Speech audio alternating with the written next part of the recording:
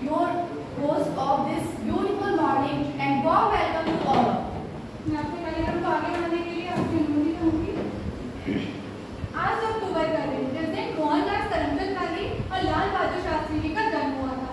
गांधी जी का जन्म 2 अक्टूबर 1869 को स्थान पोरबंदर राज्य गुजरात में हुआ था। तो क्या इन्होंने अपनी प्रारंभिक शिक्षा गुजरात में ही प्राप्त की थी? हाँ, परंतु ये बचपन से पढ़ाई में इतने होनहार नहीं थे। व्यावहारिक ज्ञान तो इन्हें अवश्य था, परंतु समाज में ज्ञानी होना इतना आवश्यक नहीं जितना कि डिग्री उनका हासिल करना आवश्यक होता है। हाँ, और हमारे गांधी जी कहाँ चूकने वाले थे, जो सर्वोच्च शिक्षा प्राप्त करने लंदन चले गए थे। वहाँ जाकर इन्होंने विधि के क्षेत्र में पढ़ाई की और शिक्षा प्राप्त की। विधि का क्षेत्र, इसका मतलब गांधी जी को विधि का अच्छा ज्ञान था।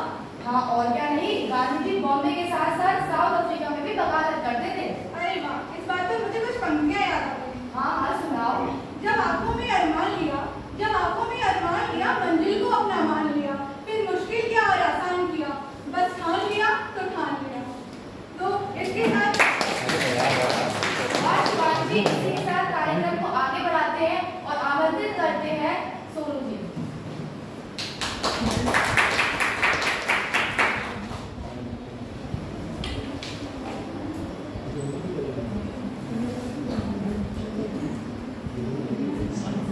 माननीय मुख्य अतिथि एवं मेरे प्यारे शिक्षक सभी को 2 अक्टूबर गांधी जयंती और श्री लाल बहादुर जी की जयंती की हार्दिक शुभकामनाएं। जैसा कि आपको सभी को पता होगा कि गांधी जी ने कुछ विशेष कार्य किए, तो मैं अपनी कुछ पंक्तियों के माध्यम से आज आपको बताना चाहूंगा गांधी जी के कुछ विशेष कार्य। शुभ दिन आया बापू का, शुभ दिन आया बापू का, हम हाथ जोड़ प्रणाम करें, जो काम किए थे बापू ने हम ऐसे सुंदर काम करें, जो काम किए थे बापू ने हम ऐसे सुंदर काम करें। स्वदेशी मिशन चलाया था, स्वदेशी मिशन चलाया था, अहिंसा को नींव बनाया था, मानव मात्र को गले लगा आपस का भेद मिटाया था, जो सत्य पथ पर अड़िग रहा, जो सत्य पथ पर अड़िग रहा, जीवन का ऐसा सम्मान करें, जो काम किए थे बापू ने हम ऐसे सुंदर काम करें, जो काम किए थे बापू ने हम ऐसे सुंदर काम करें। हिंदी मातृभाषा हो, हिंदी मातृभाषा हो, हर सुख में सुंदर वाचा हो, हिंदी मातृभाषा हो, हर सुख में सुंदर वाचा हो। एक ऐसा लक्ष्य जीवन का, एक ऐसा लक्ष्य जीवन का जो जीवन को सफल बनाता हो, जीवों की खातिर दया रहे, जीवों की खातिर दया रहे, हम दुर्गों का आह्वान करें, जो काम किए थे बापू ने हम ऐसे सुंदर काम करें। संसार में बड़े यशस्वी, संसार में बड़े यशस्वी स्वभाव के बड़े वर्चस्वी थे, जो जीने के लिए खाते थे, गांधी जी महान तपस्वी थे। इस संत की जीवन गाथा पढ़कर हम खुद की पहचान करें, जो काम किए थे बापू ने हम ऐसे सुंदर काम करें। आप सभी को मैं कुछ बताना चाहूंगा, जैसे कि हमारे डीएसडब्ल्यू सर आज एक मूल कीमती समय हमारे लिए निकाला है। एक बार डीएसडब्ल्यू सर के लिए एक बार जोर लगा दें। ये भी हमारे पूरे मैनेजमेंट की देखभाल करते हैं, किसी को दिक्कत रहती है तो तुरंत बताते हैं, तो इसलिए सची के लिए एक बार जोर लगा दें। राइट साइड में ऐसे ही सब्जी बैठे हैं जो हमारे लिए पूरी मेहनत करते हैं और अपने नोट्स में एक विशेष इनकी योग्यता ये है कि अपने नोट्स में विद मीम्स के साथ आप लोगों को समझाते हैं और बताते हैं। एक बार सब्जी के लिए जोर लगाते हैं। इधर हमारी मैम बैठी हुई है जो हमारे लिए ज्योग्राफी पढ़ाती है, पूरी अच्छे से मेहनत करके काफी अच्छे से समझाती है। एक बार मैम के लिए जोर लगाते हैं।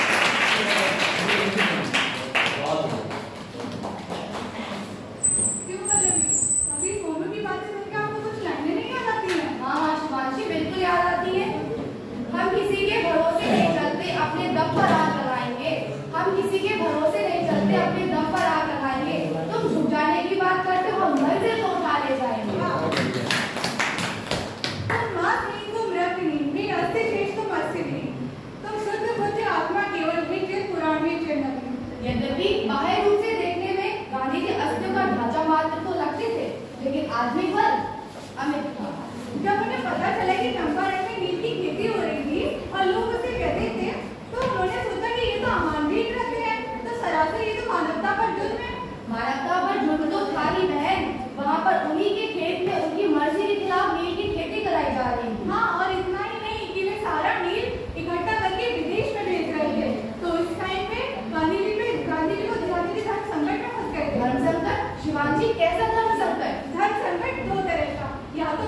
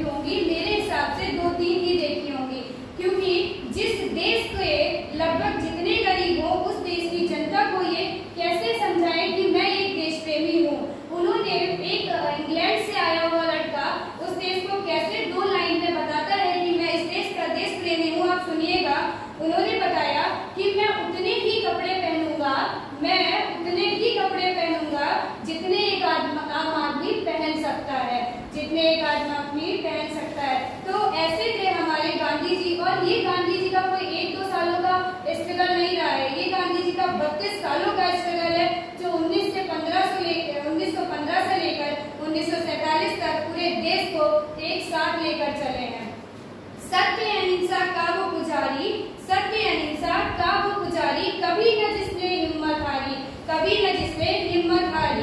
सांस दी हमें आजादी की, सांस दी हमें आजादी की, जन जन है जिसका बलिहारी, जन जन है जिसका बलिहारी। आजादी के पूर्व देशभक्ति के मायने कुछ और हुआ करते थे और आज आप देखते हैं कि देशभक्ति के मायने कुछ और हुआ करते हैं। मैं नहीं मानती कि 52 सेकंड का वंदे मातरम गाने से, 52 सेकंड खड़े हो जाने से या वंदे मातरम गाने से और 2 दिन जय जयकार लगाने से देशभक्ति होती है। साल भर में 2 बार तिरंगा फहराना ही देशभक्ति नहीं है। अगर ऐसा है तो फुटपाथ पर रहने वाला वह बच्चा जो ट्रैफिक की छांव में नंगे पांव में तिरंगा बेच रहा होता है तो क्या वह देशभक्ति है? नहीं, वह देशभक्ति नहीं बल्कि उसके पेट की भूख की शक्ति है। राष्ट्रवाद से भी ऊपर उठकर जो भाव मन में आता है वह है देशभक्ति। राष्ट्रवाद से ऊपर उठकर जो भाव मन में आता है वह है देशभक्ति। परिवार, समाज व देश की भक्ति, अहिंसा, गांधी जी के अनुसार अहिंसा और कर्तव्य है देशभक्ति। यूं कहा जा सकता है कि राष्ट्र का निर्माण का पहला सोपान है देशभक्ति। यूं कहा जा सकता है कि राष्ट्र निर्माण का पहला सोपान है देशभक्ति। देशभक्ति देशद्रोही के जीवन में आने वाला हर एक तूफान है देशभक्ति। देशद्रोह के जीवन में आने वाला हर एक तूफान है देशभक्ति, ताकि देशद्रोही भी समझ सके कि अगर तू दरिंदा है, अगर तू दरिंदा है तो शमशान तेरा है, अगर तू दरिंदा है तो शमशान तेरा है, अगर तू परिंदा है तो आसमान तेरा है, अगर तू परिंदा है तो आसमान तो तेरा है। तू भाईचारे से रहना है तो रह, भाईचारे से रहना है तो रह, यहाँ कब्र भी तेरी है और कब्रिस्तान भी तेरा है, कब्रिस्तान भी तेरा है। हमारे देश में हमारा जो देश है वो विभिन्न देशों से मिलकर बना है। अभी इस टाइम जो मेरे जहन में एक विशेष वर्ग आता है वो है किसान वर्ग। किसान की मजबूरन नील की खेती से छुटकारा पाना चाहते थे। दूसरी ओर जो गोरे बागान मालिक थे वो किसानों का फायदा उठाना चाहते थे। दरों का करों में इतनी अधिक वृद्धि कर दी थी कि उनका परिवार चलना मुश्किल हो रहा था और इसके अतिरिक्त अपने द्वारा लगाए गए दरों पर उनको बेचने को बाध्य कर दिया गया था। यहाँ किसानों की मजबूरी का भरपूर फायदा उठाया जा रहा था। उधर महात्मा गांधी को चंपारण से बुलाया गया। वहाँ उनको पता चला कि नील की खेती करवाई जा रही है। 20 कट्टा जमीन पर 3 कट्टा के हिसाब से नील की खेती हो रही थी, इसलिए इसे 3 कट्टिया प्रणाली बोला गया। उधर जर्मनी में आर्टिफिशियल नील की खेती भी हो गई थी। जहाँ नील की खेती होनी थी वहाँ 3 साल तक कोई भी दूसरी फसल नहीं रख सकते थे। अंग्रेजों द्वारा भारतीयों का दोहरा नुकसान हो रहा था। एक तरफ तो पैसा जा रहा था, दूसरी तरफ उनकी फसल भी बर्बाद हो रही थी। महात्मा गांधी द्वारा जब सब जांच कर ली गई, उन्होंने देख लिया कि वहाँ के डीएम कोई भी एक्शन नहीं ले रहे हैं, तो उन्होंने राजेंद्र प्रसाद और अनुग्रह नारायण को बोला कि अब हम चल के वहाँ पे कानूनी तरीके से अपनी लड़ाई लड़ेंगे। उन्होंने अपना ज्ञापन दिया और उसमें बताया कि मैं अपनी धारा के अनुसार शांतिपूर्ण ढंग से यहाँ पर कोई भी लड़ाई लड़ सकता हूँ और आपकी रिस्पॉन्सिबिलिटी है कि आप हमें उस पर सुरक्षा प्रदान करेंगे। उसके बाद उन्होंने अपने ज्ञापन में नीचे मेंशन किया था कि बैरिस्टर फ्रॉम इंग्लैंड। सब गांव वाले पहुंच गए थे। महात्मा गांधी पर हमला भी हुआ, लेकिन बाद में डीएम को उनसे सर झुकाकर माफी मांगनी ही पड़ी और यहाँ पर ये आंदोलन जीतने के बाद यह चंपारण सत्याग्रह आंदोलन के नाम से सफल हुआ। 1857 की क्रांति के बाद पहली बार फिर से अंग्रेज एक बार फिर झुके थे और इसी नाते सभी ने गांधी जी को फरिश्ता का उपाधि प्रदान की थी। मैं अपनी वाणी को बढ़ावा देते हुए कुछ और लाइनें बोलना चाहूंगी। आपको मानवता में विश्वास नहीं खोना चाहिए, आपको मानवता में विश्वास नहीं खोना चाहिए। मानवता सागर के समान है, यदि सागर की कुछ बूंदें गंदी है तो पूरा सागर गंदा नहीं हो जाता। यदि सागर की कुछ बूंदें गंदी हैं तो पूरा सागर गंदा नहीं हो जाता। अंग्रेजों के सामने झुके नहीं, अंग्रेजों के सामने झुके नहीं, मुझसे उनको ये आस था। अंग्रेजों के सामने झुके नहीं, मुझसे उनको ये आस था। शरीर में ताकत नहीं थी पर मन में आजादी का विश्वास था। शरीर में ताकत नहीं थी पर मन में आजादी का विश्वास था। भारत माता की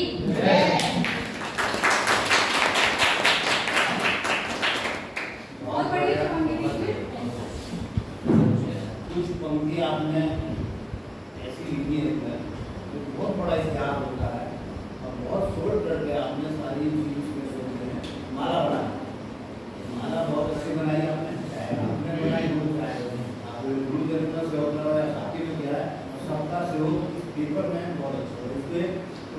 अच्छा भी बना दें, है ना। जो पेपर है ना आपका, उसको अच्छा सा सुंदर करके लिख दीजिए, आपके काम आएगा कहीं भी, किसी भी जगह या किसी बच्चे के काम आएगा। बहुत बढ़िया, धन्यवाद, बहुत अच्छा लगा।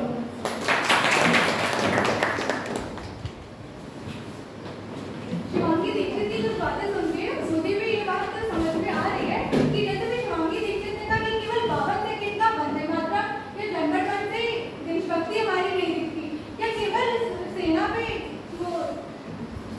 जाके भर्ती हो जाने से केवल हमारी देशभक्ति दिखती है। नहीं, हम जो काम जिस समय कर रहे हैं हमें वो काम लगन से करना चाहिए और वही हमारी सच्ची देशभक्ति होगी। गांधी जी के ख्वाबों को सच कर दिखाना है, गांधी जी के ख्वाबों को सच कर दिखाना है, सत्य अहिंसा के मार्ग पर चलकर देश को बचाना है। बहुत भाषण दिया और आजादी के गाने गाए, अब हमें भी देशभक्ति का फर्ज निभाना है। शिवांशी, एक बात बताओ, जब भी अहिंसा शब्द आता है तो हमें सबसे पहले गांधी जी याद आते हैं, और गांधी जी के विचारों की बात करी जाए तो सबसे पहले अहिंसा याद आती है। हाँ पल्लवी, बिल्कुल सही कहा। गांधी जी के विचारों की बात करो तो सिद्धांतों की बात करो तो सबसे पहले एक ही पॉइंट आता है, अहिंसा परमो धर्मः। पर शिवांशी, ये गांधी जी से कैसे संबंधित है?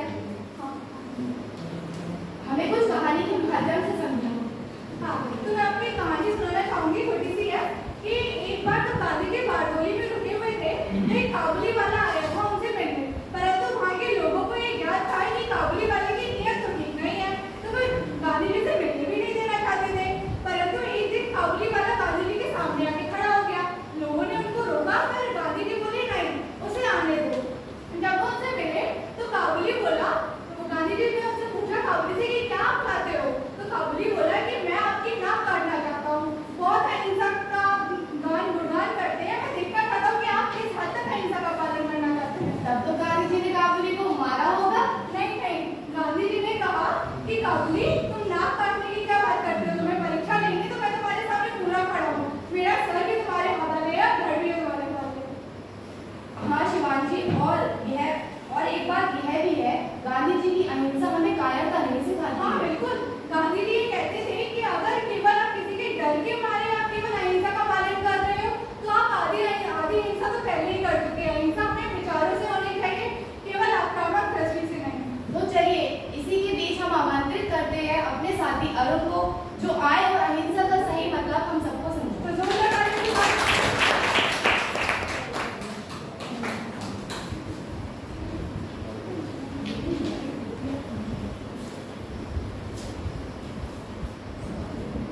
मैं गांधी की बात करूं, आप गांधी की बात करें, सब गांधी की बात करें।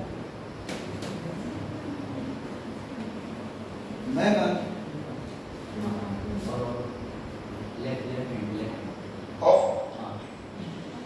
मैं गांधी की बात करूं, तुम गांधी की बात करो, हम सब गांधी की बात करें। चलो आज गांधी को आत्मसात करें। दे दी हमें आजादी बिना खड़क बिना ढाल, साबरमती के संत ने कर दिया कमाल। जी हाँ, वो कमाल ही तो था जिसने बिना शस्त्र उठाए विश्व की सबसे बड़ी ताकत को झुकने पर मजबूर कर दिया, भारत छोड़ने पर मजबूर कर दिया और सदियों से दास्तां की जंजीरों को जकड़े देश को आजाद कर दिया। हाँ, ये कमाल ही तो था कि दुनिया में एक ऐसा महात्मा था जो पाप से घृणा करता था, पापी से नहीं, और उसे जो लक्ष्य और उसे प्राप्त करने के साधन को दोनों को ही पवित्र मानता था, उसकी वकालत करता था, जो एक गाल पर थप्पड़ खाए जाने पर दूसरा गाल आगे कर दिया करता था, जिसके भजन में ईश्वर भी थे और अल्लाह भी। माननीय मुख्य अतिथिगण, आदरणीय शिक्षकगण और मेरे प्यारे मित्रों, आज 2 अक्टूबर को महात्मा गांधी की जयंती है और आज ही है अंतर्राष्ट्रीय अहिंसा दिवस भी। प्रथम मैं आप सभी को इसकी हार्दिक बधाई देता हूँ। मेरे प्यारे मित्रों, क्या आप जानते हैं Martin Luther, Nelson Mandela, Albert Einstein जैसे विश्व की सभी दिग्गज हस्तियां गांधी जी का ही अनुसरण करती थी। मन में थी अहिंसा की लगन और तन पर थी धोती। वैसे तो देखने में थी हस्ती इनकी छोटी, लेकिन इनके आगे झुकती थी हिमालय की भी चोटी। सूट बूट वाले अंग्रेज कभी बापू की धोती का राज ही नहीं समझ पाए। ब्रिटिश प्राइम मिनिस्टर चर्चिल ने उन्हें एक बार नेक स्टैंड नंगा फकीर कहा। आप लोग सब जानते हैं कि बापू की धोती के पीछे का राज क्या है। वो सिंगल धोती ही क्यों पहनते थे। एक बार वो जा रहे थे तो एक ट्रेन के ऊपर से एक ट्रेन जा रही थी जिसमें नदी के किनारे एक महिला स्नान कर रही थी। वो केवल उसको निकलने का ही इंतजार कर रही थी कि ट्रेन सब गुजरे और मैं निकलूं बाहर। इस सब को गांधी जी ने बहुत गहन से देखते हुए उन्होंने अपने ऊपर का तन का कपड़ा नदी की ओर प्रवाहित कर दिया, जिसे पहनकर ही वो स्त्री नदी से बाहर आ सकी। तब से गांधी जी ने यह प्रण ले लिया कि मैं भी, मेरे देश के लाखों लोग जिनके पास एक ही कपड़ा है पहनने के लिए, तो मैं भी अब एक ही कपड़े का प्रयोग करूंगा। आखिर चर्चे को कहां पता था कि उसके कोट पैंट के आगे, धोती वाले के आगे पूरी दुनिया सर झुकाए खड़ी होगी। धोती वाले बापू की एक ऐसी लड़ाई थी, ना गोले बरसाए उन्होंने, ना बंदूक कभी चलाई थी, शायद अहिंसा के बल पर एक अंग्रेजों को धूल चढ़ाई थी। भारत माता की शान और हम सबका अभिमान है, आने वाली पीढ़ियों के लिए गांधी जी करना है। कभी झुके नहीं अंग्रेजों के सामने, खुद को उनको यह विश्वास था, ताकत ना थी शरीर पर दिल में आजादी का विश्वास था। गांधी को हमारी जरूरत नहीं, हमें गांधी की जरूरत है। सब जन गांधी ही बने, विश्व की ऐसी जरूरत है। जय हिंद, जय भारत।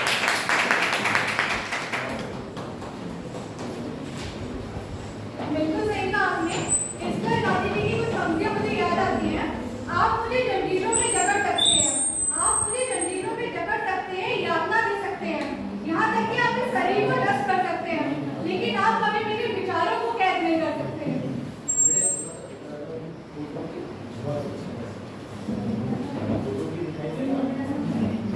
शिवाजी, एक बात बताओ, कहते हैं कोई भी इंसान परफेक्ट नहीं होता, लेकिन जब भी हम गांधी जी की बात करते हैं तो हम सबके मुंह से उनके लिए अच्छी बातें ही सुनते हैं। तो क्या गांधी जी एकदम परफेक्ट थे?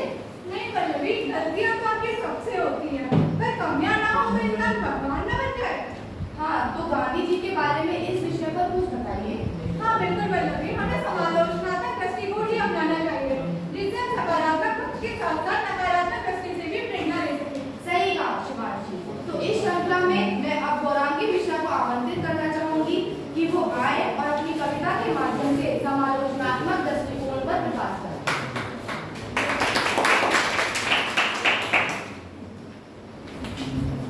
बदलकर अश्रुओं की धार को मैं मुस्कुराती हूँ, जगाती ओज की धारा बहुत सुख चैन पाती हूँ। न मेरे शब्द हैं उनके लिए जो देशद्रोही हैं, वतन से प्यार है जिनको उन्हें कविता सुनाती हूँ। वतन से प्यार है जिनको उन्हें कविता सुनाती हूँ। सर्वप्रथम वंदनीय मां शारदे को नमन।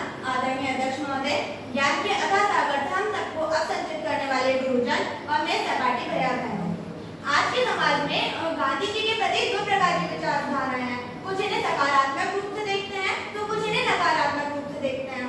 कुछ लोगों का कहना है कि इन्होंने अपने समर्पित जीवन से महात्मा की उपाधि को हकदार बनाया। उनका अहिंसा और सत्याग्रह के प्रति समर्पण इन्हें महात्मा के रूप में प्रतिष्ठित करता है। तो कुछ लोगों का कहना है कि महात्मा की उपाधि देना सामाजिक और राजनीतिक तथ्य पर आधारित होना चाहिए, इसलिए इन्हें वो लोग महात्मा के हकदार नहीं समझते थे। तो इनके इन भावों को मैं कुछ पंक्तियों के माध्यम से आप सबके सामने कहना चाहूंगी। गांधी, तुम महान न होते तो अच्छा होता। गांधी, तुम महान न होते तो अच्छा होता। कुछ नंगी सी धोती में नंगे विचारों की होली से सन 16 के चंपारण में जला दिए दावा नली चिंगारी से। कुछ नंगी सी धोती में नंगे विचारों की होली से सन 16 के चंपारण में जला दिए दावा नली चिंगारी से। गांधी, तुम निकट कपट चपल क्रूर गांधी, होम दिए हजारों गुलाम एक आजादी के अश्वमेध की तैयारी में।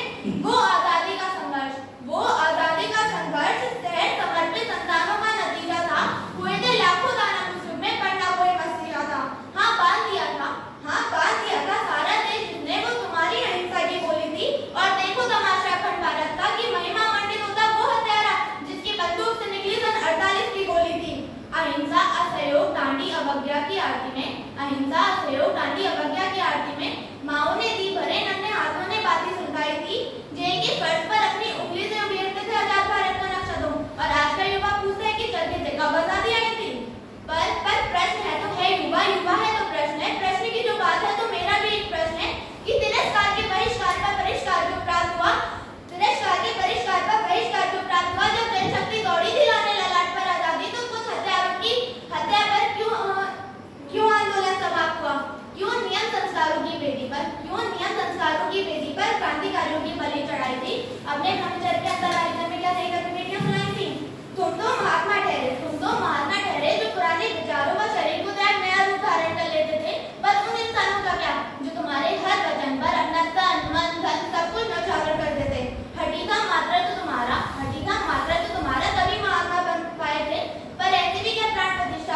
कि पाषाण महान होकर भी पाषाण तुम कहलाए थे। पर महान जरूर थे तुम, जो खुद को गलत कह लेते थे।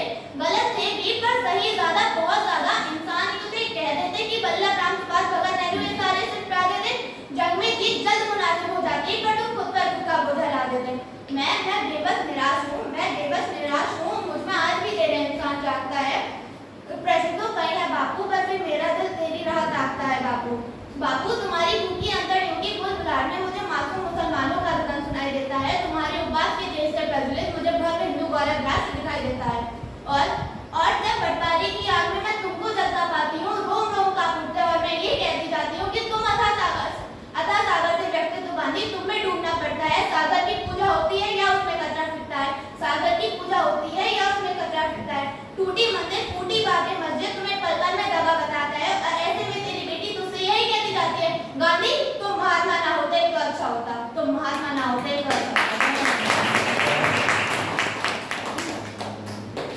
बहुत बढ़िया प्रोग्राम आपका है और सब लोगों ने बहुत मेहनत की है और आपके पूरी देर हमारी बातचीत हुई थी और तो हमने कहा था कोशिश पूरा कोई ऐसा प्रोग्राम शुरू में रखते हैं एक साहस हो बोलने का, जागरूकता है और नई चीज़ है। बहुत अच्छा आपने प्रोग्राम किया, बहुत बढ़िया और कोई प्रोग्राम और किसी का है? वैसे तो बच्चों सर आपकी बोलने की श्रद्धा है कि मतलब आप बच्चों को बस संबोधित 2 मिनट कर दें तो उसके बाद एक करें तो अगर आप देखो हाँ उनको बुला दीजिए फिर 2 मिनट से हम लोग बोले। शिवांशी, क्या तुम्हें पता है गांधी जी के पास में किनकी तस्वीर रखी है? ये तो कुछ जानने पहचानने तो लग रहा है, शायद मैंने किसी शादी में देखा था। अरे नहीं शिवांशी, ये शास्त्री जी है। शास्त्री जी? अच्छा, मेरे घर के पड़ोस में भी अरे बड़े कमाल है। नहीं शिवांशी, ये वो शास्त्री जी नहीं है। इनका पूरा नाम लाल बहादुर शास्त्री है, जिनका जन्म भी 2 अक्टूबर को हुआ था। अच्छा, 2 अक्टूबर तो ये गांधी जी के जुड़वा थे? अरे नहीं शिवांशी, यह देश के सबसे बड़े आम आदमी थे जिनकी सादगी व ईमानदारी के लिए ये जाने जाते थे। इन्होंने आजाद भारत को प्रगति की ओर अग्रसर किया था। जय जवान जय किसान का नारा देने वाले लाल बहादुर शास्त्री जी, जिनकी सादगी व विनम्रता के लोग कारण थे। अच्छा, अब याद आया, मतलब आप बात कर रही हैं हमारे भारत के दूसरे प्रधानमंत्री लाल बहादुर शास्त्री जी। बिल्कुल सही पहचाना। तो मैं इनके बारे में कुछ और भी जानना चाहती हूँ। ठीक है, रुकिए। ठीक है, तो आपकी इस जिज्ञासा को समाप्त करने के लिए मैं स्टेज पर बुलाना चाहूंगी अपने साथी तनु को। तो प्लीज वेलकम करो।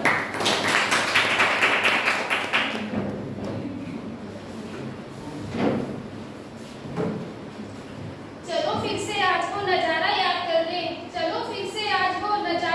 कर ले, शहीदों के दिल में थी वो ज्वाला याद कर ले, जिसमें बहकर आजादी पहुंची थी किनारे पर, देशभक्तों की खून की वो धरा याद कर ले। इस रोमांटिक मंच को नमन करती हूँ।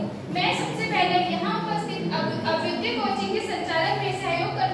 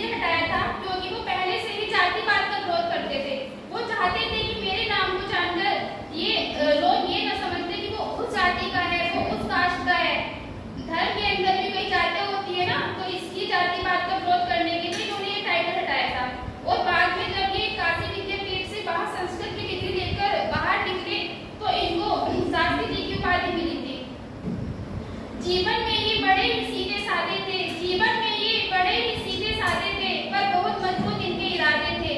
जय जवान जय किसान का दिया था नारा, बनकर भारत के प्रधानमंत्री देश की किस्मत को था सवारा। जैसे कि सभी जानते हैं, ये देश के दूसरे प्रधानमंत्री थे और इससे पहले इन्होंने केंद्र के कई मंत्रालयों जैसे रेल मंत्रालय, गृह मंत्रालय, उद्योग मंत्रालय, सभी मंत्रालयों को संभाला था। ये लोगों से जो भी अपील करते थे तो लोग इनकी बात बड़ी गंभीरता से सुनते थे। एक दिन इन्होंने कहा भूखे रहना है, और एक दिन भूखे रहने से उन सभी लोगों को खाना मिलेगा जिनको देश में खाना नहीं मिलता है। इसका प्रभाव इन लोगों पर पड़ा और 1965 में जब देश में अन्न की कमी हुई, इन्होंने अपनी सैलरी लेना बंद कर दिया। एक रेल दुर्घटना में इन्होंने रेल मंत्रालय के पद से इस्तीफा दे दिया। तो ये शख्सियत थी लाल बहादुर शास्त्री जी की। जैसे कि सभी जानते हैं कि हर यात्रा का अंत होता है, वैसे ही लाल बहादुर शास्त्री जी की यात्रा का भी अंत हुआ और 1966 में ताशकंद में हमने अपने लाल बहादुर शास्त्री जी को खो दिया। इसके साथ इन 4 पंक्तियों के साथ ही मैं अपनी वाणी को विराम देती हूँ। भारत का वीर जवान हूँ मैं, भारत का वीर जवान हूँ मैं, ना हिंदू ना मुसलमान हूँ मैं, जख्मों से भरा सीना है मगर, जख्मों से भरा सीना है मगर, दुश्मन के लिए चट्टान हूँ मैं, भारत का वीर जवान हूँ मैं।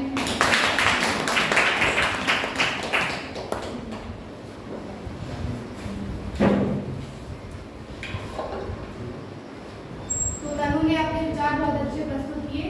तो जैसा कि आपको पता है कि सर हमारे बीच उपस्थित है, जो समाज कल्याणकारी अधिकारी हमारे बीच मौजूद है, जो बहुत सी नीतियों का क्रियान्वित करते हैं जिससे सभी हम सब लाभान्वित होते हैं, जिसका मुख्य उद्देश्य विभिन्न प्रतियोगिता परीक्षाओं की तैयारी में किसी के लिए धन का अभाव बाधा ना बन सके, इसके अभ्युदय कोचिंग का संचालन सर के द्वारा किया गया है। तो मैं आमंत्रित करती हूँ सर को। कुछ पंक्तियों के साथ में उनको आमंत्रित करना चाहूंगी। ऊंचे आसमान के पंछी भर लेते हैं उड़ान, ऊंचे आसमान के पंछी भर लेते हैं उड़ान, वैसे ही अपनी मेहनत से जिन्होंने छुआ है आसमान, पधारे आज हमारे समक्ष मेहमान, निवेदन करती हूँ जोरदार ताली से कीजिए उनका सम्मान।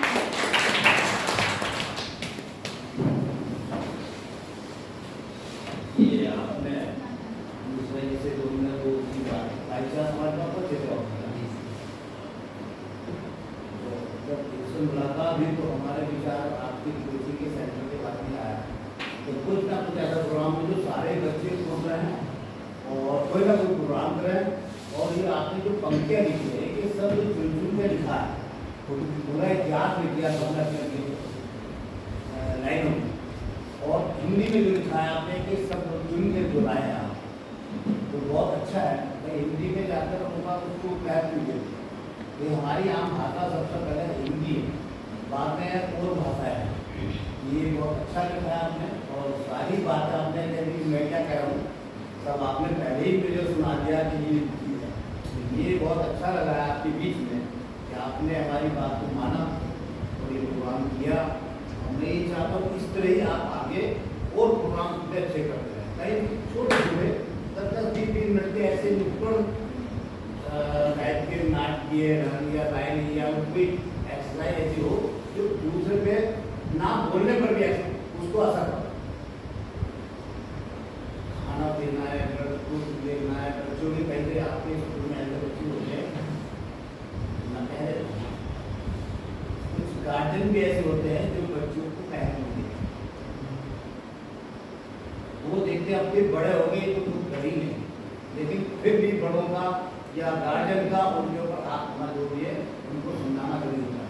कभी कभी कोचिंग जाते होंगे, स्कूल जाते होंगे छोटे छोटे बच्चे, तो कोई केला गिरा देता है, कोई सेब काट के देता है, कोई जरा सा हलवा रख देता है, कोई ऐसी चीज बच्चों को देते जो उनको मन को नहीं है खाना पड़ता है। तो इसलिए बहुत मैंने छोटे स्तर पर देखा है, बहुत से बच्चे आपके भी ऐसे होंगे, इसलिए मदद सो रही होगी, क्योंकि पापा ही सो रहे होंगे, या तो ज़्यादा काम करके आते हो थक जाते होंगे, या अपने उनको आदत होगी। लेकिन आप लोग अपना जागरूक है तो सब आप मेंटेन करते हैं अपना उठना बैठना नहाना धोना पर कोचिंग की ध्यान रखना यहाँ आना। तो मैं यही कहूँगा इस तरह आप अपने पे ध्यान रखें, टाइम से आए टाइम पे जाए, जो आपका टाइम आने का टाइम से जाए और घर भी टाइम से जाए, क्योंकि जब आप यहाँ कोचिंग में होते हैं तो सब आदमी क्या करते हैं 5 बजे बच्चा है तो उनकी आशाओं में खड़े हो, भले आप घर जाके तो नहीं थे, और जब भी घर से निकले बताते हमारी आदत अब भी है, हम घर में भी होते तो अगर नहाने जा रहा था तो मैं नहाने जा रहा हूँ, आदत कभी बढ़ गई।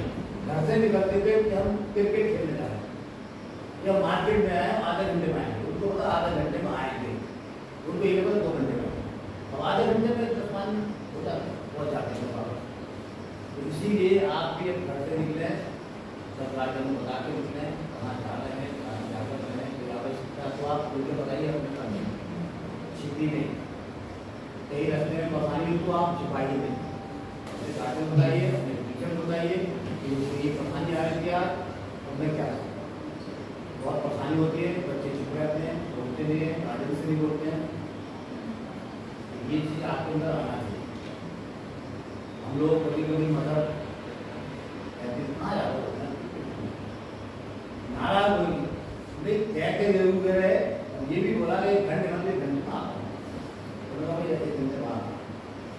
तो बहुत अच्छा प्रोग्राम लगा। मैं एक चीज़ जो कहूँगा आपकी बीच में, जैसा आपने कोचिंग टाइम में प्रोग्राम भी किया है, इसके अलावा भी जब कोचिंग टाइम का कहा जाता है उसमें कभी प्रोग्राम पर मानना, क्योंकि आपकी क्लास भी चलती है, आधा पौन घंटा अपने प्रोग्राम भी कर दें और ऐसा काम करिए जो आपका सांस्कृतिक भी कार्यक्रम हो, राष्ट्र के लिए भी हो और आपकी कोचिंग सेंटर साथियों के साथ भी मिल जाए, बुरा नहीं है, ठीक है। कोई बात नहीं है, अभी मन कर रहा था मुझे खाने का, थोड़ा सा इंतजार है, तो ऐसा प्रोग्राम करिए। मैं तो ये चाहता हूँ कोई गीत हो, कोई अच्छा गीत हो, सब लोग मस्त होकर झूम के डांस कर रहे हैं, कोई भी हमारे बहुत अच्छी गीत है जो आती है, इसके अंदर एक गर्व सा जोड़ता है और वो सोचता है मैं भी कुछ खेलूँ। ये ऐसा भी गीत कोई ना कोई आपका गीत हो जिसपे आपने जोड़ दिया जाए, सब मस्त हो गए उनका गाने, आप आगे से भी प्रोग्राम कर सकते हैं, क्योंकि क्लब के प्रोग्राम में हो जाते हैं।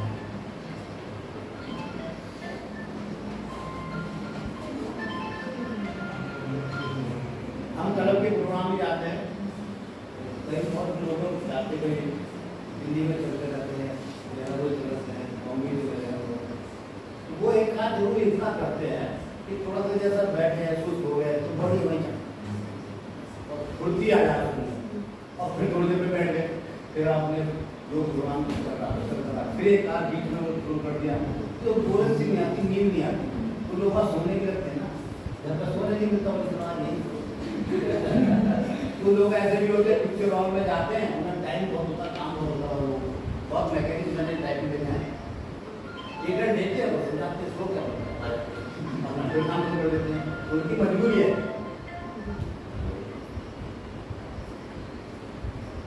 हाँ हाँ हाँ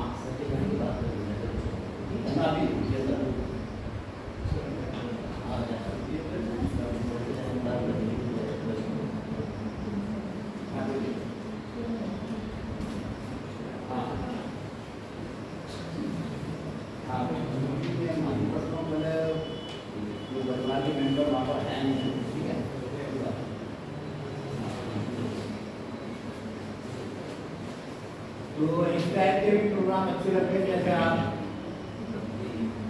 उसका जब मन की थोड़ी सी उमंग सी होती ना तो निकले, जब आप आगे प्रोग्राम करेंगे तो में कहीं प्रोग्राम जो करते हैं, कहीं जाना है, में जाना है, एक छात्रा आता है ईदगाह के पास भी है, वहाँ भी बच्चे इंतजार कर रहे हैं। मैं पहली बार हैदराबाद में गया तो बहुत गंदगी हो रही थी, कोई अंडे पैक कर रहा है, आगे पैक कर रहा, बहुत गंदगी, एक बार गया, 2 बार गया, तीसरी बार ऐसा है हम कुछ चाहिए सब था, कोई गंदगी नहीं। बच्चों के हमने रूम भी देखे, गैस कनेक्शन में लातों ले गए, छोटे बिगाड़े, उनकी चालियाँ बिल्कुल ना, बच्चे सो रहे, सांप आया, कुछ जाने साहब आया, एक बार बता देता। जब भी आप क्लास बोलते हैं देखते तो अगल बगल जरूर देखते हैं, ये जंग नहीं, अब यहाँ है भी तो बताया जाए तुमने मुझे बुला लिया, मैं आ गया और बहुत धन्यवाद। और अगर कोई परेशानी होती हो तो आप जरूर बताइए, अपने टीचर बताइए, उनको बता देते। कोई चीज़ समझ में नहीं आती तो साथी से पूछिए, टीचर से पूछिए, दोबारा पूछिए, तीसरा है ना। तो कभी एकदम नहीं कहिए आपकी बात गलत है, तो लोगों को कहना होता है आप झूठ एकदम मत कहिए चीज़। बहुत टाइम के बाद जब देख लें तब उस शब्द का इस्तेमाल करना है। मैं क्या आप फिर भी नहीं बोलिए, ये कहिए कि आप थोड़ा जो समझा रहे थे, बता रहे थे गलत है ना, आप झूठ होते हैं।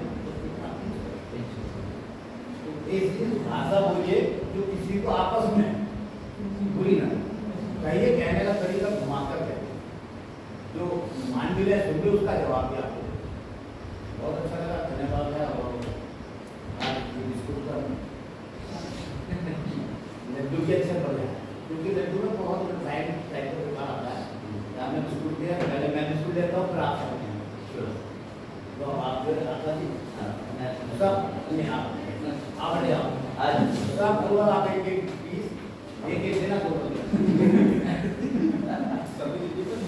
एक्चुअली सर ये सब इन्हीं की मेहनत है और इन लोगों ने खुद से प्रिपरेशन करी है। मैं बड़ा ग्लैड हूँ ये लोगों ने अपने आप से, मतलब मैंने कह दिया था कि आप कोशिश करिएगा, और सर भी जानते हैं इतने शॉर्ट नोटिस में, लेकिन ये सर एक एक शब्द इनका एक एक शब्द सर एक एक शब्द अच्छा है, हिंदी में है और कोई ऐसा नहीं कि बहुत बड़े नजर गाड़ी में बड़ी अच्छी बड़ी भूख है। आपका सहयोग है, जो भी टीचर्स का सहयोग है, पहले तो बच्चे आते हो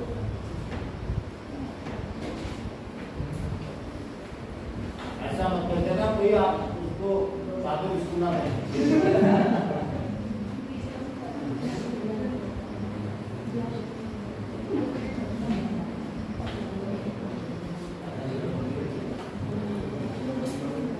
यहाँ पढ़ते थे पहले हम लोग जब से एंट्री लिए से तब से मैं आपको कंप्लाइन को करेक्टली आप क्या लगेगी चाहिए जो आपका मुझे अवेलेबल दो दिन सेंटर मिलना नहीं होता, उसका सेंटर होना चाहिए और हमारे समाज का मंत्री का होना चाहिए, डीएम साहब का फोटो। इसलिए क्या मैं पता तो हमारे डीएम साहब भी हैं, हमारे एचओडी भी हैं, दो मेन आदमी थी इनकी आपको हमेशा कभी भी जरूरत। तो इसलिए एक आपके योगी जी का एक प्रणाम है। और ये जो जगह है ना ट्यूबलाइट के नीचे, जी सर, जैसे आप लोग बैठे हैं आज, इसका एक फोटो लेकर वो फ्लेक्सिबल है, डीएम साहब का भी आए तो वो फ्लेक्सिबल आपके डीएम के फोटो लगती है। तो अधिकारी अन्य आए दिखाई देना डीएम साहब पे आते और अधिकारी भी आते हैं यहाँ फ्लेक्सिबल, आपको अच्छा लगेगा और आप कहीं अपने फोटो मांगे तो अच्छा लगेगा। तो कभी कभी अपने फोटो से अपने पास भी अपने एल्बम बना लीजिए कि हम कभी कोचिंग सेंटर में बैठते हैं, पढ़ते हैं, कोई आते हैं तो हमारी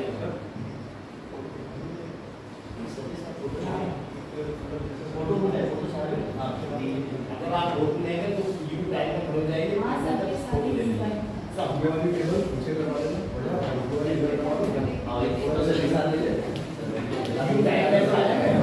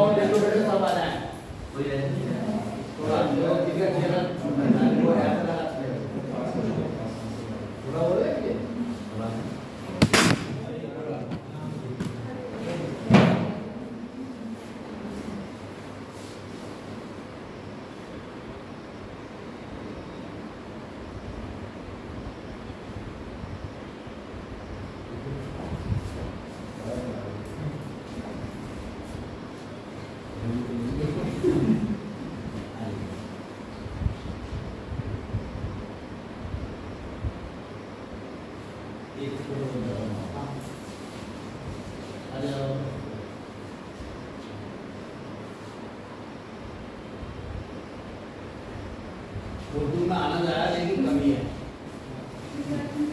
हम किस घर में खड़े हैं, हॉल में खड़े हैं या पार्क में खड़े हैं, मान लो हमें पता ऐसे तो सड़क पे दे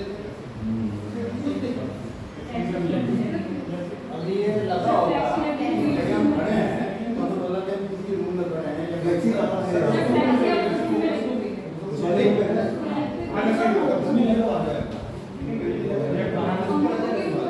फिर भी बच्चों को रहना चाहिए।